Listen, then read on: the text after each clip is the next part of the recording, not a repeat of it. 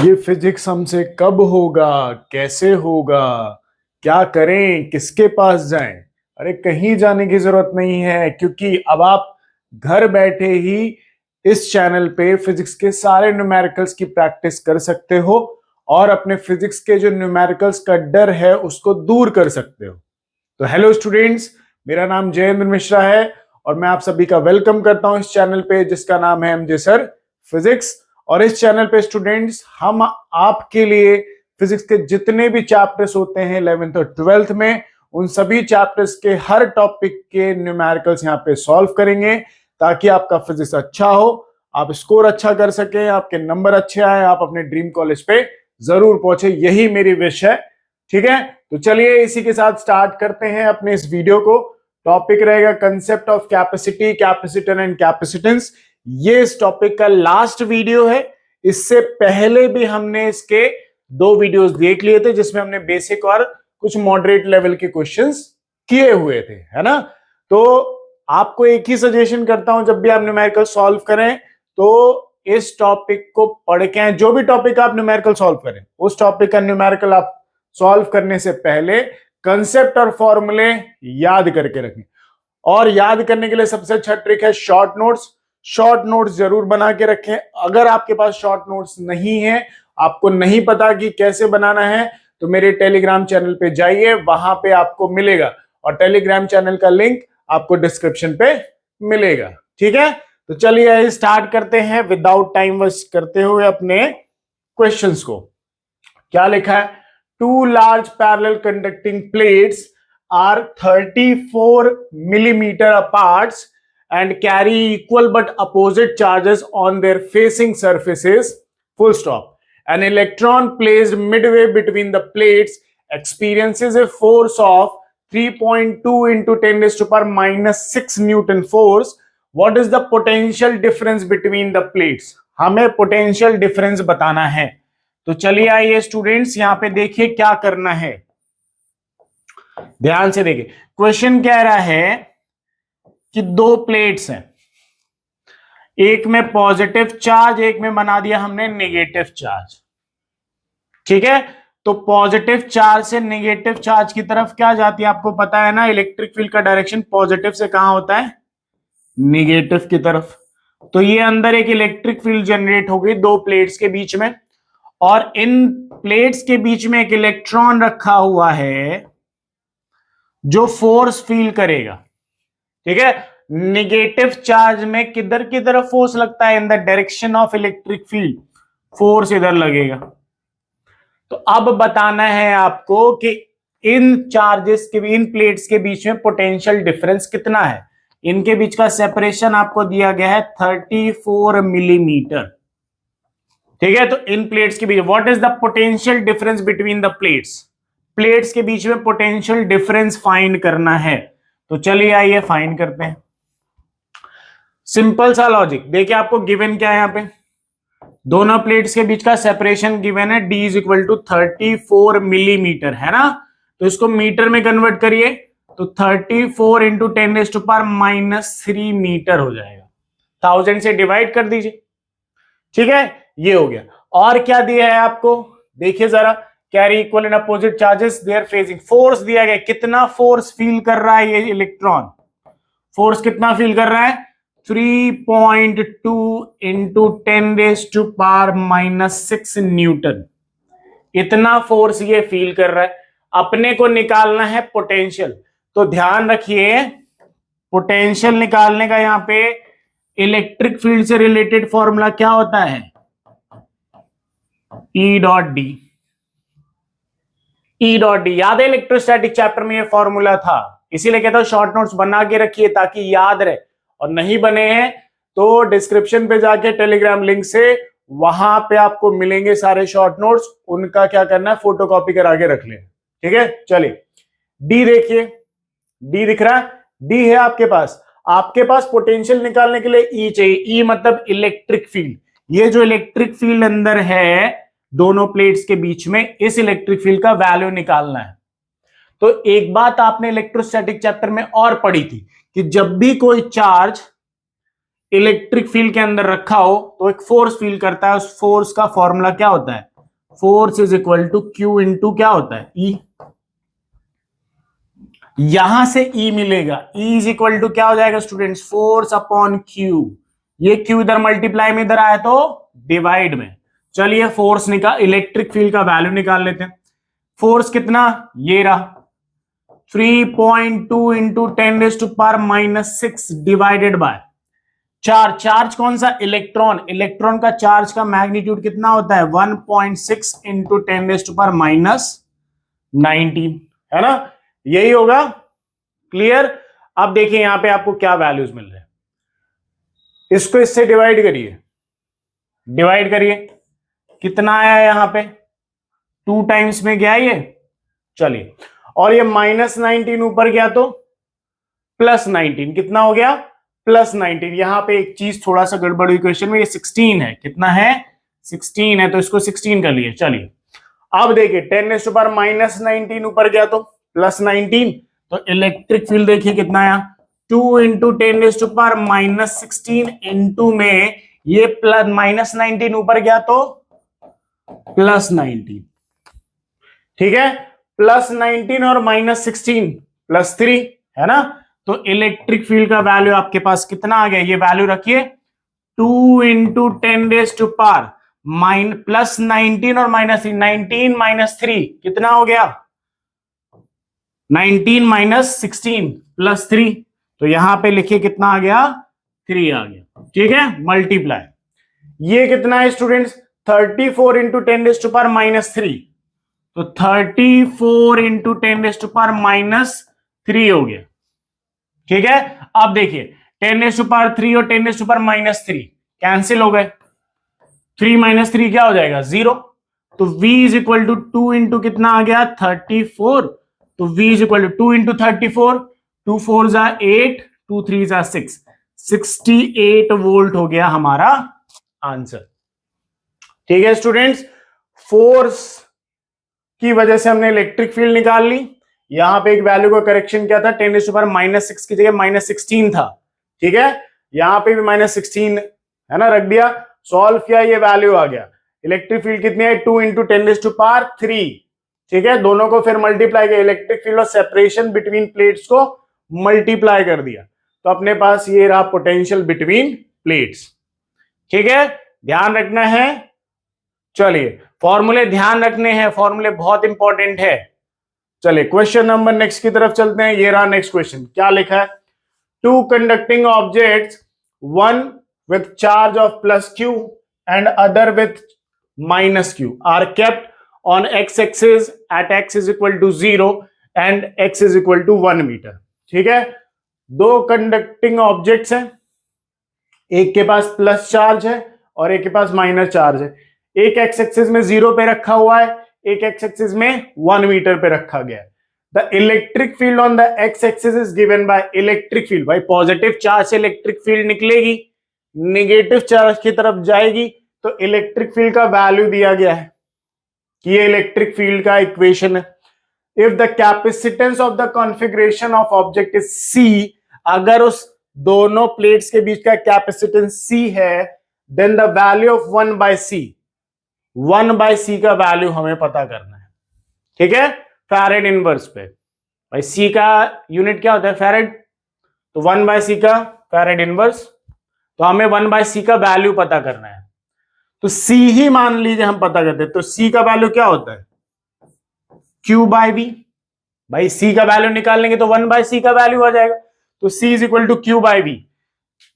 Charge q दिया गया है, दोनों प्लेट्स में सेम मैग्नीट्यूड का चार्ज है, कोई भी एक मैग्नीट्यूड रख दो, q दिया है, v नहीं है हमारे पास, अगर हम v ढूंढ लें और यहां पे पुट कर दे तो हमारा वैल्यू आ जाएगा, ठीक है। चलिए चलिए v ढूंढते हैं, तो v के लिए हमें इलेक्ट्रिक फील्ड दी गई है, तो v का रिलेशन इलेक्ट्रिक फील्ड के साथ जब लिमिट्स दी हो तो x इज इक्वल टू 0 से x इज इक्वल टू कहां तक 1 मीटर, या फिर मैं पहले रिलेशन लिख देता हूं आपके लिए, x इनिशियल से कहां तक x फाइनल तक। इलेक्ट्रिक फील्ड वेरिएबल है ना, x के अलग अलग वैल्यूज रख दो तो इलेक्ट्रिक फील्ड अलग अलग आएगी, तो जब वेरिएबल इलेक्ट्रिक फील्ड है तो ये रिलेशन है E डॉट dx हो गया, ठीक है।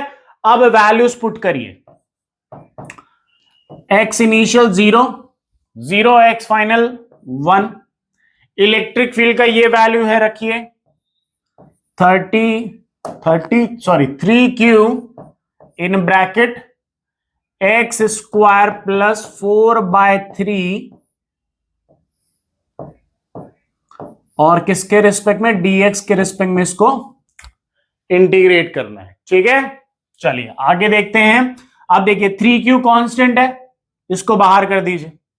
तो v is equal to 3q हमने कर दिया बाहर, इंटीग्रेशन 0 से 1 तक लिमिट, क्या बचा x स्क्वायर प्लस 4/3 dx, है ना।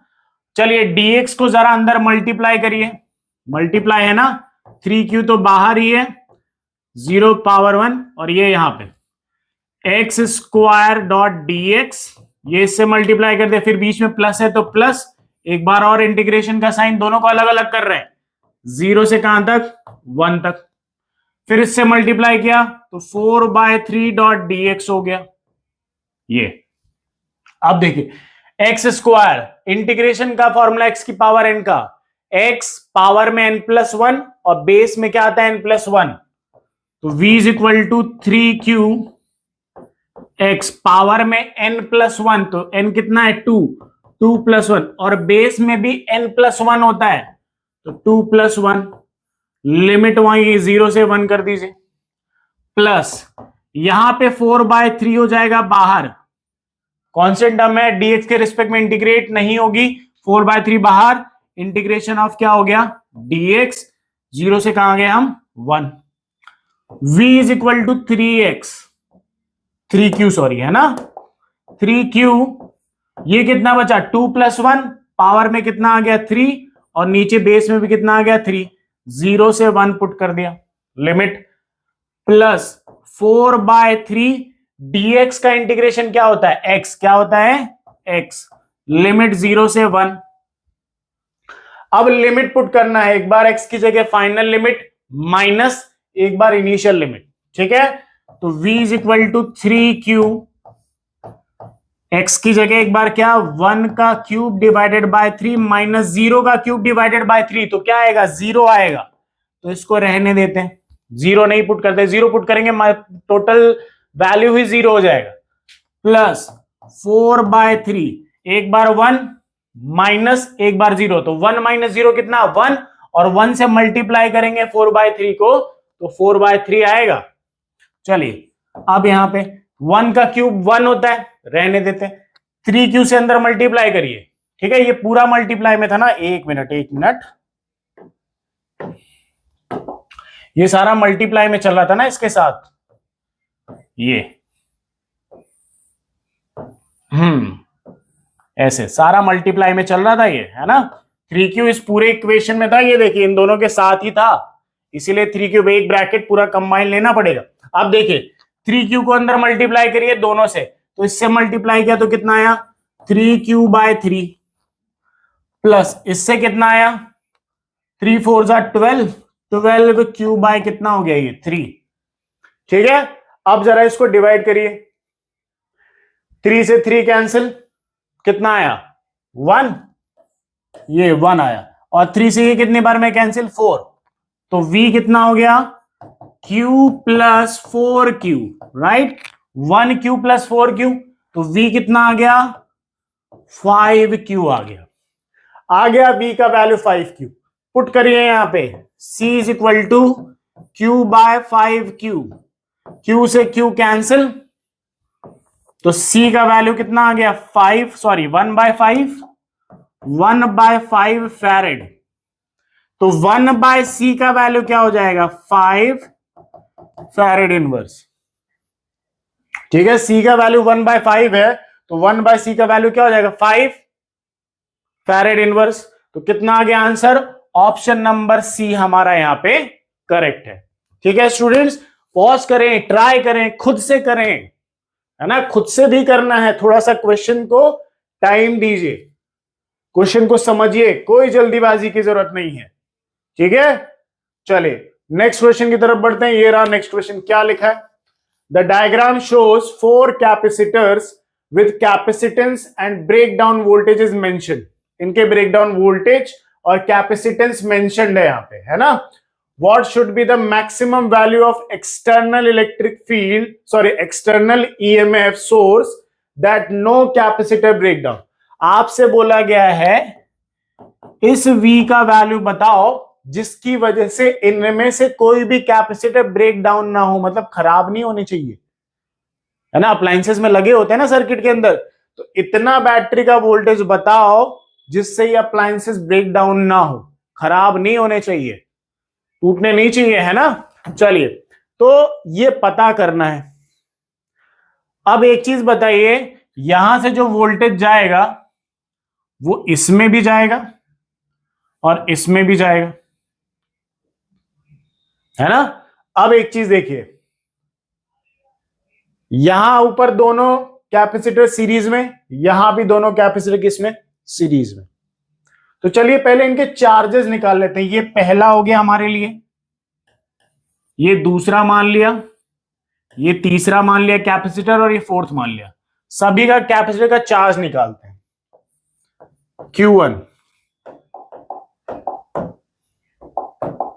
Q1 मानते पे Q1 C is equal to होता है Q बाय V, तो Q इज इक्वल टू क्या होगा, C इंटू V। तो C1 V1, C1 कितना है पहले चार्ज में 3 इंटू में 1, है ना। तो 3C किलोवाट, है ना। किलो वोल्ट हो गया ये, 3C किलो वोल्ट ये हो गया। Q2 निकालिए, C2 V2 कितना है वहां पे 2 इंटू में 2, तो 4C V, 4C के V, है ना। चलिए Q3 निकालते हैं इसी तरीके से। Q3 C3 V3 कितना है 7 इंटू में 1, 7C के V, है ना। और Q4 कितना है स्टूडेंट्स, C4 V4 कितना है 3 इंटू में 2, 6C के V। तो ये अपर ब्रांच वाला है और ये लोअर ब्रांच, है ना। ये अपर ब्रांच है और ये लोअर ब्रांच है। अब डिसाइड करिए भाई, पहले वाले कैपेसिटर में इतना चार्ज, दूसरे वाले कैपेसिटर में इतना चार्ज, ठीक है। पहले वाले ऊपर अपर वाली लेयर को देख रहे हैं, अपर वाले टर्मिनल को देख रहे हैं, टर्मिनल ए बी मान लेते हैं इसको, ए बी, और ये है B C, C B, C D मान लेते हैं, ठीक है।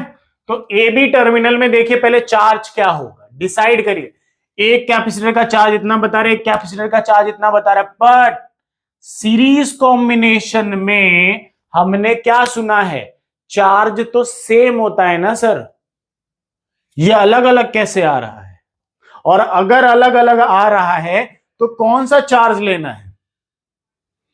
तो अगर देखिए, मैं अगर इसको 4 वोल्ट मानता हूं, सॉरी 4C के भी मान लेता हूं, इसका 4 है ना, और इसका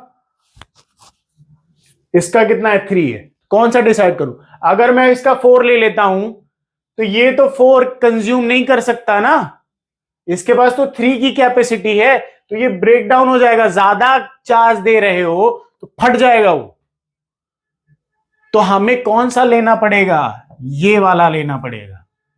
अगर मैं इसको 3 दे देता हूं तो इसकी 3 मैक्सिमम कैपेसिटी है कि ये 3 चार्ज को, है ना, होल्ड कर सकता है, क्लियर। और इसमें इसको भी 3 अगर दूं तो ये भी कंज्यूम कर सकता है ना, बट अगर इसको 4 दूंगा तो ये तो फट जाएगा, ब्रेक डाउन हो जाएगा इसका। तो हमें ब्रेक डाउन ही तो नहीं कराना है, तो ऊपर वाले टर्मिनल का चार्ज हमने ले लिया 3।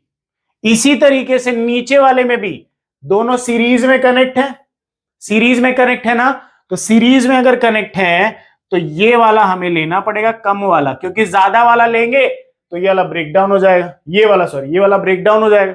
इसका 7 है, इसको 7 दिया तो ब्रेक डाउन हो जाएगा, फट जाएगा। इसकी तो 6 की कैपेसिटी है, तो हमें ये वाला, मतलब C टू D टर्मिनल में कितना चार्ज 6, और A टू B टर्मिनल में कितना charge 3।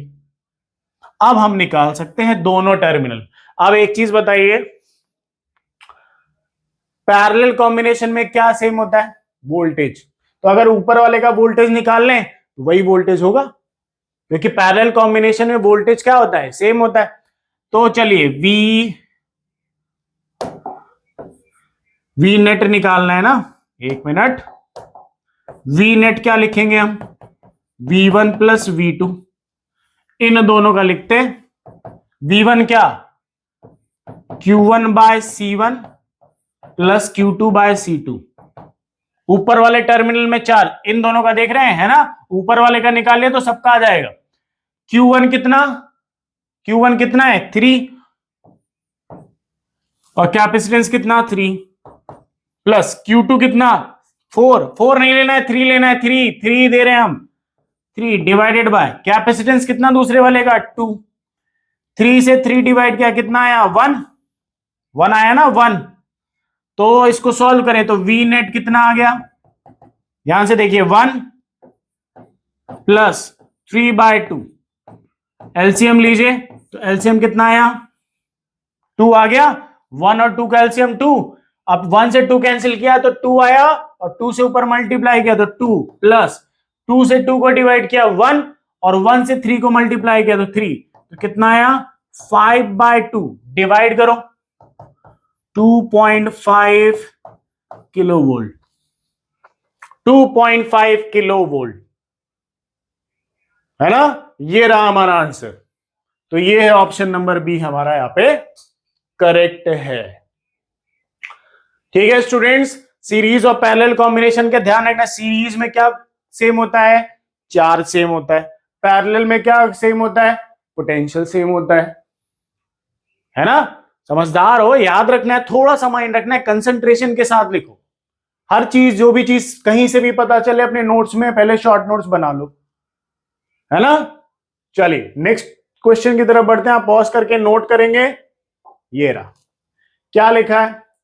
A condenser of 2 microfarad capacitance is charged steadily from 0 to 5 coulomb. ठीक है, 0 to 5 कूलम पे यहां पे दिख रहा है 0 to 5, 0 to 5 इधर चार्ज दिख रहे हैं सारे। तो थोड़ा सा बड़ा कर देता हूं मैं यहां से।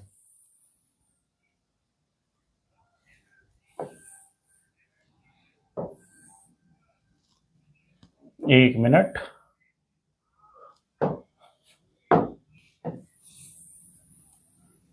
बच्चा लोग रुकना, ठीक है? बोर्ड भी मेहनत कराता है। चलो अब देखो, द कंडेंसर ऑफ 2 माइक्रोफैरेड, एक कंडेंसर है 2 माइक्रोफैरेड का, is charge steadily from 0 to 5 coulomb. 0 to 5 coulomb तक उसको चार्ज किया गया। Which of the following graph represent the correctly the variation of potential difference V across its plates with respect to charge Q on the condenser। हमें potential का variation बताना है कि इनमें से कौन सा ग्राफ का पोटेंशियल मैच कर रहा है। अब देखिए, पोटेंशियल का फॉर्मूला क्या होता है students? V is equal to Q by C होता है, यही होता है। वैल्यू पुट करो, Q का वैल्यू। ग्राफ देख के घबराना नहीं है, ग्राफ देख के डर लग जाए, अरे कैसे समझ में आया? अरे फॉर्मूला है तुम्हारे पास, V is equal to Q by C। Charge कितना है? 0 to 5 coulomb. Final minus initial, 5 minus 0, 5 coulomb charge, upon कितना कैपेसिटेंस है? 2 माइक्रोफैरेड। फैरेड में चेंज करूं, 2 इंटू 10⁻⁻6। 2 से डिवाइड किया, कितनी बार में गया? 2.5। तो 2.5 मल्टीप्लाई 10⁻⁻6 ऊपर आया तो 10⁻+6, ये हो गया। अब कौन सा है भाई? चार्ज बढ़ रहा है तो पोटेंशियल भी बढ़ेगा, है ना? तो 5 कूलम चार्ज पे पोटेंशियल कितना आ रहा है? 2.5 इंटू 10⁻6। तो 5 कूलम चार्ज पे एक यहां पे दिख रहा है और यहां पे दिख रहा है 2.5, है ना? तो 2.5 किधर पे, कौन सा वाला क्लिक करोगे? ये वाला, ये वाला। ये तो डिक्रीजिंग दिख रहा है ना, और ये कांस्टेंट रेट के साथ जा रहा है। तो यही तो आंसर है, कांस्टेंट रेट के साथ ही तो बढ़ेगा। कांस्टेंट है, वैल्यू फिक्स आ रहा है, ये रहा। तो ऑप्शन नंबर ए हमारा यहां पे क्या हो गया? करेक्ट हो गया। ठीक है, 2.5 इंटू 10⁻⁶। चलिए बढ़ते हैं नेक्स्ट क्वेश्चन की तरफ। आप पॉज करके नोट करेंगे इसी तरह पढ़ते रहिए, आगे बढ़ते रहिए, आप एक दिन बहुत अच्छा करेंगे, आप बहुत अच्छी जगह पे जाएंगे, आपका जो ड्रीम है, सपना है, जो लाइफ आपने देख रखी है पूरी करना। बट स्टूडेंट्स यही 2 साल है मेहनत करने की, पहले आप मेहनत कर लीजिए, उसके बाद इस मेहनत का एंजॉयमेंट लीजिएगा, एंजॉय करिएगा अपनी मेहनत को। चलिए, कुछ भी हार्ड नहीं है, कुछ भी लगता है हमें हार्ड है, अरे उनसे पूछो जो बाहर छोटे बच्चे हो या फिर कोई भी हो मजदूरी करते हैं, उन आपके घर पे तो सब कुछ है ना, जो भी चीज आपके घर पे है, आपके पेरेंट्स अवेलेबल करा रहे हैं, वो बहुत बड़ी चीज है आपके लिए। आपको पढ़ने का मौका मिल रहा है, मतलब आपके लिए सब कुछ मिल रहा है, आपके हाथ में सब कुछ, आप मेहनत करिए, बाकी सब ऊपर वाला देखेगा। चलिए ठीक है, रिजल्ट की टेंशन नहीं लेनी है, मेहनत करिए, मेहनत आपके पेरेंट्स को भी दिखेगी, तो वो भी सोचेंगे हाँ हमारे बच्चे ने मेहनत तो की। मेहनत ही सबसे ज्यादा जरूरी है, मेहनत होगी तो हो सकता है कि जो चीज हमने नहीं सोची है वो भी हो जाए, बहुत सारी चीजें ऐसी होती हैं। चलिए यहां पे देखिए, 2 insulated conductors are shown in the figure, ये रहे, दोनों के एरियाज दिए गए हैं, एक का 16 सेंटीमीटर स्क्वायर, एक का 10 centimetre square.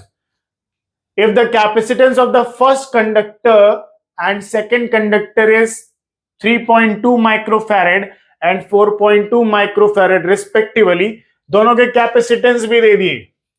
Then find charge on the second conductor if charge on the first conductor is 3 coulomb, मतलब पहले का कैपेसिटेंस 3.2 और इसका चार्ज भी कितना है, 3 कूलम, है ना।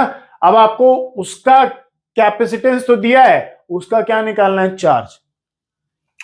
तो जब ये चीजें दी गई हो, C1 आपके पास कितना 3.2 माइक्रोफैरेड और C2 कितना है 4.2 माइक्रोफैरेड, ठीक है। चार्ज इसका कितना 3 कूलम और इसका चार्ज हमें क्या करना है, निकालना है, ठीक है। और एक चीज क्या पता है, C इज इक्वल टू क्या होता है, Q बाय V, तो C is directly proportional to क्या दिख रहा है ना, या फिर इसको ऐसे लिख दो, Q is equal to CV, Q is equal to CV। तो यहां पे Q क्या दिख रहा है, Q is directly proportional to C, तो यहां पे क्या करोगे, Q2 बाय Q1 रेशियो कर दो, C2 bye C1, values put करो, Q2 हमें निकालना है और ये Q1 का वैल्यू कितना दिया है 3, ये रहा, ठीक है, Q1 का वैल्यू 3 दे दिया, C2 का वैल्यू 4.2, तो 4.2 माइक्रोफैरेड में फैरेड में चेंज करो, 10⁻⁶ और ये कितना है 3.2, तो 3.2 इंटू 10⁻⁻⁶, ठीक है स्टूडेंट्स। 10⁻⁻⁶ से 10⁻⁻⁶ कैंसिल, 3 को इधर लेके जाओ, तो Q2 is equal to 3 into में 4.2 डिवाइडेड बाय 3.2,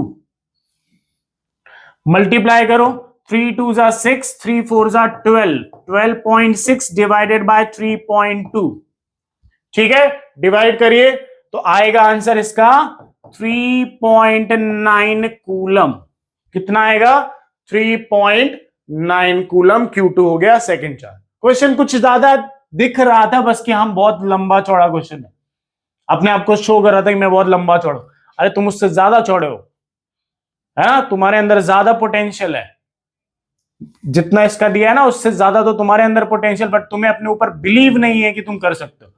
बिलीव करो, धीरे धीरे चीजें एक साथ नहीं होती है, धीरे धीरे अच्छी होती है, धीरे धीरे अच्छी हो जाएंगी अगर आप अपने ऊपर भरोसा रखो, सबसे ज्यादा जरूरी खुद पे भरोसा, है ना। तो चलिए आंसर कौन सा मैच कर रहा है यहाँ पे 3.9, ठीक है। तो चलिए आज का ये वीडियो यहीं पे एंड होता है, अच्छा लगा हो तो लाइक करिए, सब्सक्राइब करिए, मैं भी मेहनत कर रहा हूं, आप भी मेहनत करिए, सब मेहनत कर रहे हैं इस दुनिया में, जो मेहनत नहीं कर रहा है या तो लकी है या तो फिर किसी काम का नहीं है ना। तो मेहनत करिए, आप आगे बढ़ेंगे, ऊपर वाले पे ट्रस्ट रखिए, अपने पे भरोसा रखिए और खुद पे बिलीव करना सबसे ज्यादा जरूरी है, तभी आप आगे बढ़ पाएंगे, ठीक है। चले मिलते हैं नेक्स्ट वीडियो में, आज के लिए इतना ही, थैंक यू सो मच।